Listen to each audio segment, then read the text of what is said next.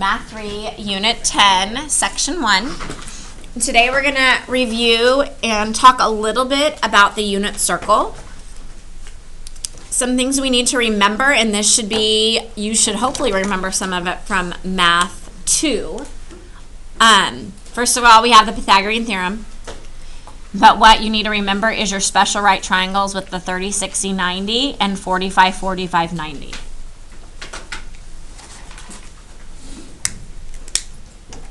This side right here should be A.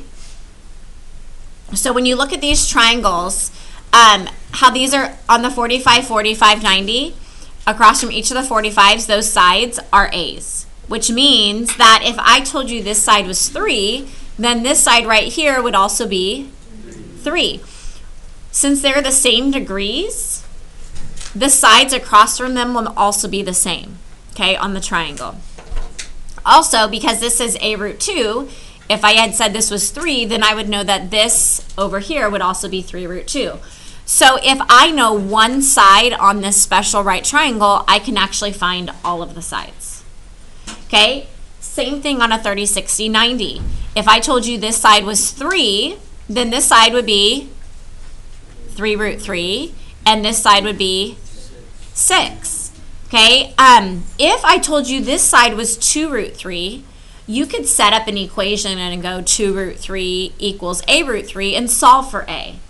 So anytime you have a 45, 45, 90 or a 30, 60, 90 and you know one side, you can figure out the rest of the sides. Okay, we also have Sohcahtoa, which hopefully you guys remember. And when I take these tests, I always write down Sohcahtoa just to remind myself. But this breaks it up. This means sine is opposite over hypotenuse. Ka stands for cosine, which is adjacent over hypotenuse. And then toa is tangent is opposite over adjacent. When they're talking about these are dealing with the sides, okay? Tangent and this side is talking about the angle. So when you have the angle, you're going to find opposite or adjacent and so on. Okay, so we're going to practice using all this information. On this first triangle right here, they haven't given me any degrees, but they've given me 2 sides. So how could I find that missing side? So if you have 2 sides and you're missing one, what can we use? Pythagorean Theorem. Sorry, I couldn't hear. Okay. So when you're doing Pythagorean Theorem, remember that the one side that is going to end up being by itself is the hypotenuse, or the C side. The other 2, it doesn't matter the order. So if I write this out, we get x squared plus 9 squared equals 15 squared. Okay, 9 squared is what? 81. So x squared plus 81 equals, and what's 15 squared? Good, 225. So in order to solve now, I would subtract 81 from both sides. We have x squared equals 144.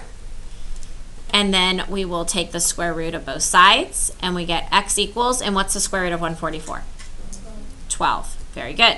So I'm going to come over here to this triangle, and I'm going to put that this side equals 12.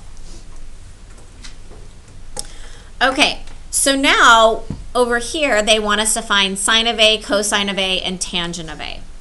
So here is A. We're talking about the angle, okay? So if we go to the side of A, we know that sine is opposite over hypotenuse. And so from A, what is the value of the side that's opposite from A? Very good. And the hypotenuse is 15. And then you would reduce that. We can divide by 3, and so we end up with 3/5. Okay, cosine of A. So we're still dealing with angle A. Cosine, though, means what? Adjacent over hypotenuse. And so from A, adjacent means next to. Okay, but this is the hypotenuse. So that would not be adjacent because it's already the hypotenuse. So the adjacent is just 12.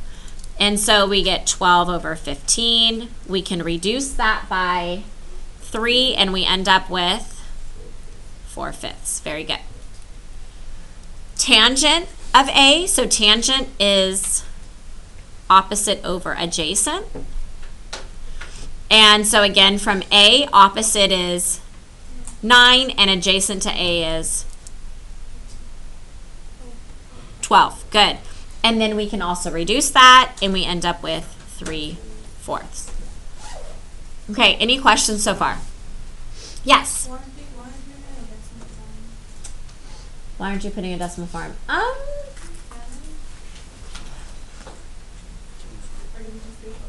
Yeah, you should just leave it as a fraction. I don't necessarily think that if you put in decimal form it'd be wrong, but we normally, because we're saying it's opposite over hypotenuse, we're basically saying it's a fraction. It's better just to leave it as a fraction in reduced form.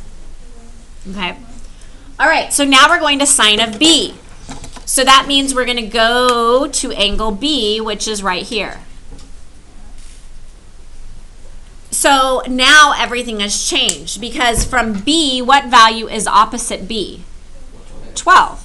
Okay, so opposite and adjacent have now changed places based on that. Now I'm dealing with a different angle. Okay, and so sine of B, again, sine is still opposite over hypotenuse, but on this one now, opposite from B is 12, but the hypotenuse stayed the same, which is 15. And then we can reduce that, and that reduces to 4/5. Okay, cosine is adjacent over hypotenuse, and so adjacent from B would be what now? 9, good. And our hypotenuse is still 15, and we can reduce that to be 3/5, good. Tangent is opposite over adjacent, and so opposite of B is 12/9, and we can reduce that to be 4/3. Very good.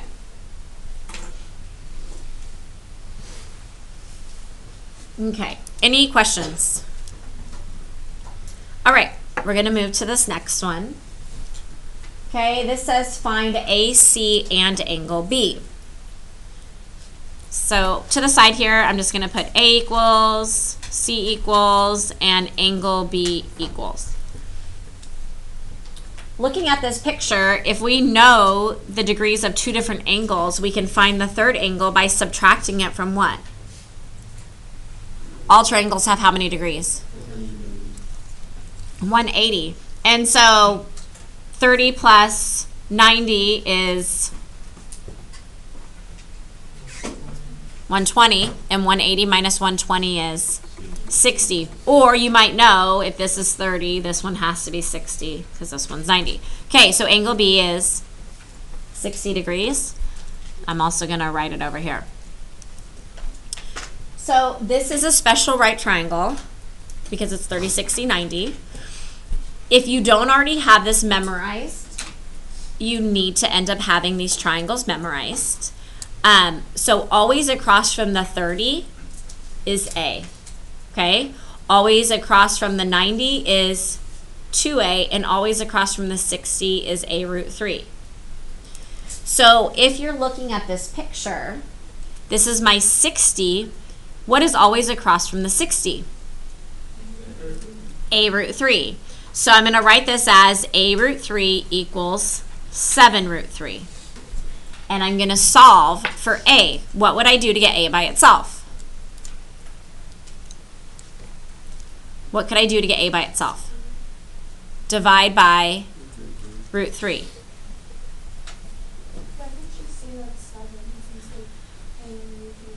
You can. The reason why I'm taking you through this process is that sometimes they're not going to set it up as nice as this, and it will be, it's going to be easier to write it as an equation and solve. So I just want you to get the practice of doing easier problems when you're solving, because sometimes they could say across from the 60 is like 5. So if A√3 equals 5, it's going to be a different process. Does that make sense in order to figure out what A actually is? Okay, so A equals 7. Well, across from our 30 side is always the A value. In this case, they actually put an A there for us, which is nice. So that means that the A side is 7. because this side across from the 30 is always A. Across from the 90 is always what? 2A. And so that means in order to find that, we would go 2 times 7, which is 14. So side C is 14. And we have all of our answers. Okay, any questions there? All right. So again here, if this is 45, we want to find, they asked us to find A, C, and measure angle A. And looking at this picture, if this is 45, how much is A going to be? 45, so we can write that in. Okay, on a 45, 45, 90, we know across each of our sides from the 45s, those actually represent A, and across from our 90 is what? A root 2. How I remember that the 45, 45, 90 is A root 2 is that this has 2 that are the same, and so I know that A root 2 goes with the 45, where the A root 3 goes with the other one that has the 30, 60, 90s. So the root 2 goes with the 2 that are the same. That's how I remember. But, okay, so we're going to set our equation again. And again, this one's easier to do.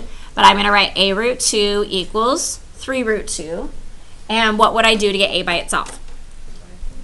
Very good. Divide by root 2 to both sides. And so those cancel, and A equals 3. So that means over here, both of these sides are going to equal 3.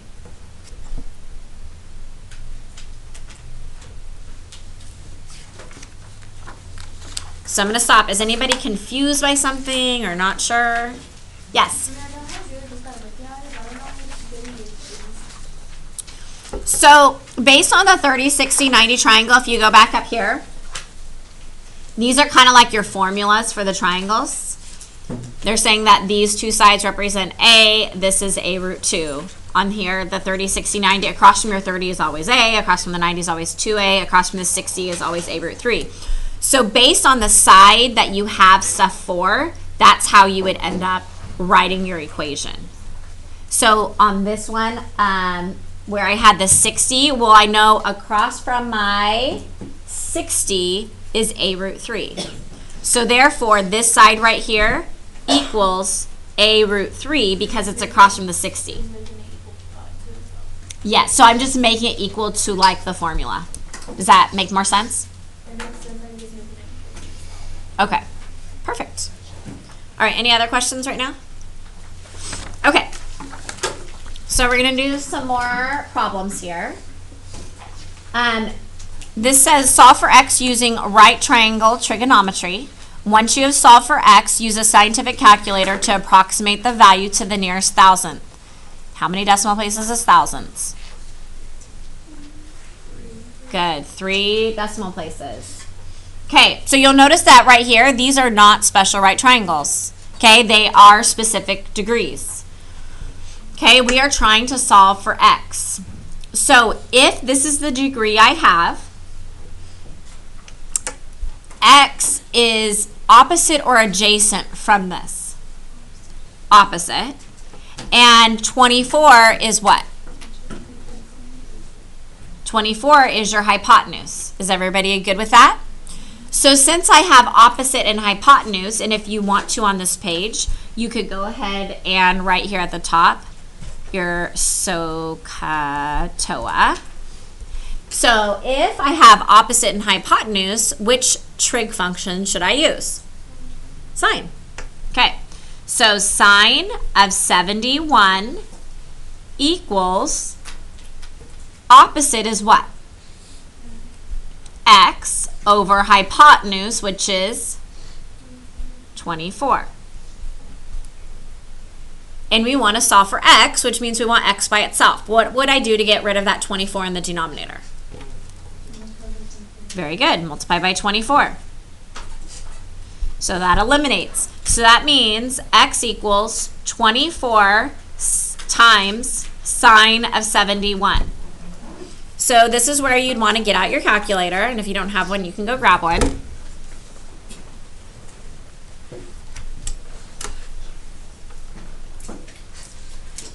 Okay. To eliminate your fraction.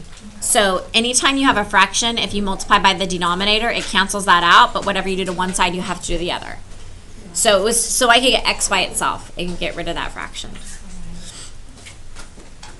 Okay, so when you're dealing with this, I feel like it's easiest to take sine of 71 first. And so do we all see the sine key? So you press sine, and then you're going to write 71, and I just press equals, and that's the sine of 71 degrees.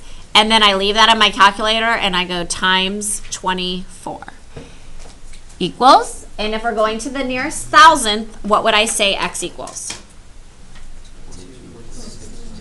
Exactly. X equals 22.692. Okay. Do we have any questions or clarifications on this problem before we move on?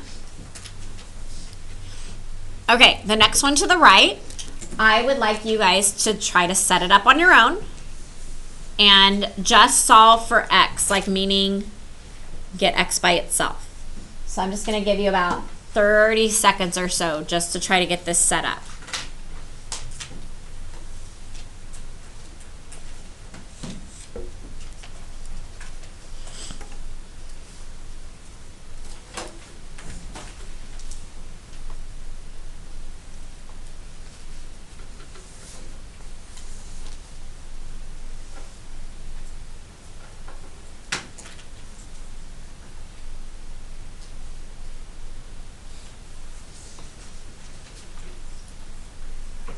Okay, so if I'm looking at this angle right here, which is 28 degrees, 15 is what to that angle? Opposite. And x is what? Adjacent. And I always like to write these letters out because I feel like it makes everything very obvious to me. And so when I have opposite and adjacent, the trig function I'm going to use is what? Tangent. And so that means tangent of 28, because you're taking tangent of this degree, equals opposite, which is 15, over adjacent, which is x. Now here, if you notice, in the bottom of the fraction is an x. Same thing though, if we want to eliminate fractions, you multiply by whatever your common denominator would be, and so in this case, it's going to be what? X. So we multiply both sides by x. That eliminates that fraction. So now I have x times tangent of 28 equals 15. And what would I do now? Very good. Divide by tangent of 28 because we want x all by itself. So that eliminates. Okay, and so here's my answer. X equals 15 over tangent of 28. And then we will approximate that to the nearest thousandth. So on this one, I'm going to go 15 divided by, and then I would put in parentheses tangent of 28 and close my parentheses.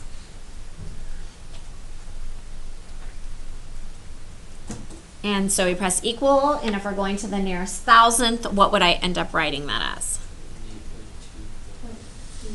Perfect. 28.211 is correct.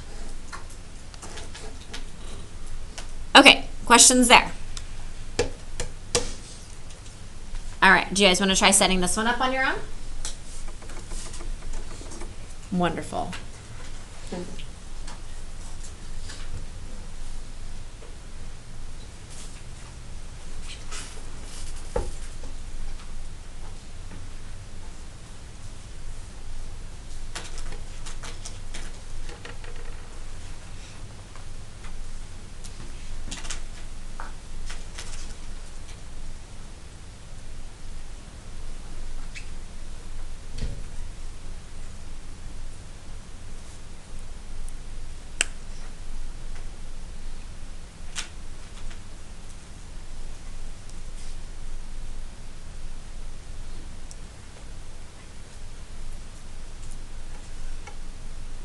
Okay, so we're looking at 65 degrees. 8 root 5 represents what? Adjacent. Good. And then x represents hypotenuse. Good. Because the hypotenuse is always across from your 90-degree angle. Okay? So a and h represents which trig function? Cosine. Good. So we have the cosine of 65 equals, adjacent is 8 root 5 over hypotenuse, which is x. Do you have any questions with that? No? How do I eliminate the x in the denominator? What do I do? Multiply both sides by x. That eliminates my fraction. Okay, so I have x cosine of 65 equals 8 root 5. And what will I do next? Good. Divide by cosine of 65 to both sides. That eliminates. And so x equals 8 root 5 over cosine of 65. When we put that into our calculator, so we're going to go 8, and then we're going to do our square root of 5. And on this one, I'm going to go ahead and press equals. And then I'm going to divide that. And I'm going to put a parenthesis just to make sure this works out right. And of cosine of 65. And what would that answer be to the nearest thousand? Perfect.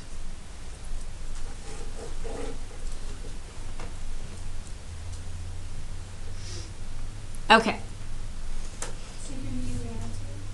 On this one, they asked you to do both. But yes, both answers, these both represent the same thing, just in different ways.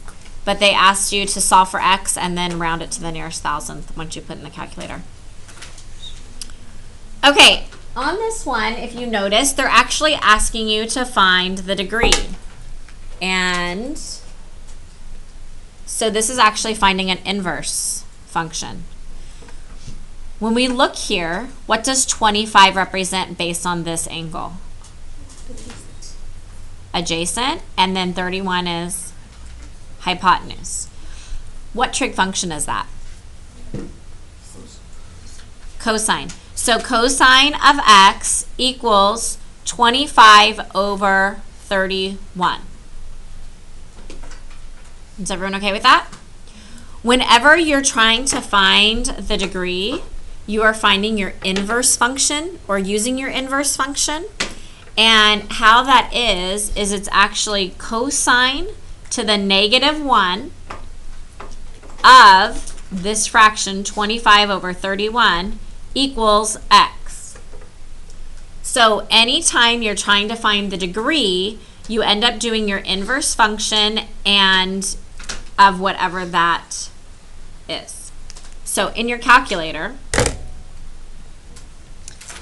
do you see above the cosine key, it has the inverse function where it says cosine to the -1?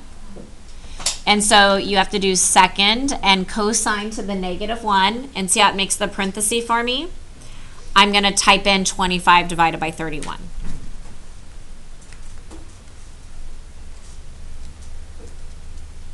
And then we get our degree.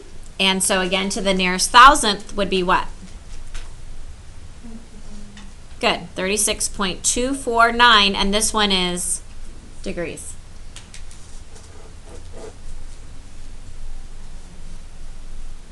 Okay, questions there? All right, last one. This is where we're going to talk a little bit about the unit circle. You'll also notice here this says 18 and this says 20. So on your homework, it kind of correlates to those problems. And when I say kind of, I mean it actually is the same thing. Okay. Okay. Do you see here how it's saying the hypotenuse is 2? Okay.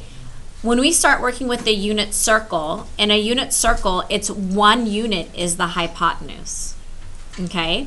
And so we basically want to change this hypotenuse from being 2 and scaling it down to being 1. Okay? And so how do we do that? You're dividing by 2. Very good. Now, we also know what one of the sides is here. Do you guys agree? Yeah. Okay. And so the 90, when you're dealing with the 30, 60, 90 triangle, on the one side, what is the equation for that? Or on the 90 side, what equation is that? This is 2a. Do you guys agree? And so if I go 2a equals 1, and I divide by 2, I end up getting a equals 1/2. Does that make sense again here too? If I'm scaling from 2 and getting to 1, you guys said I would divide by 2, and if I use my formula, I got the same answer either way. Yes? Okay, now, so if a is 1/2, across from my 30 is what? 30, across from your 30 is always a. Do you guys agree? And what does a equal? We're going to leave that as 1/2. Okay, leave them as fractions. 1/2. Okay, across from my 60 is what? Good. It's always your a root 3. Do you guys agree? And so it's 1/2 root 3. But you would normally see that, because it's like you're multiplying those together, root 3 over 2. So this is what you would end up seeing each of those answers as. Okay. Any questions there? So on number 20, do you see here how they have the hypotenuse of 1? This is the start of a unit circle, just so you know. A unit circle, again, like I said, is going to have a hypotenuse on each of these as 1. Do you know what this side is if this is 1 on a 30, 60, 90 triangle? What is this side? 1/2. We just found it, right? Do you guys agree? So this side right here is 1/2. Down here, this side right here is what? Root 3 over 2. So what that is saying is that the distance from here to here is root 3 over 2. Which means that actually right here, that is root 3 over 2. So the x value is root 3 over 2. If this is 1/2, that means it goes up exactly 1/2, right?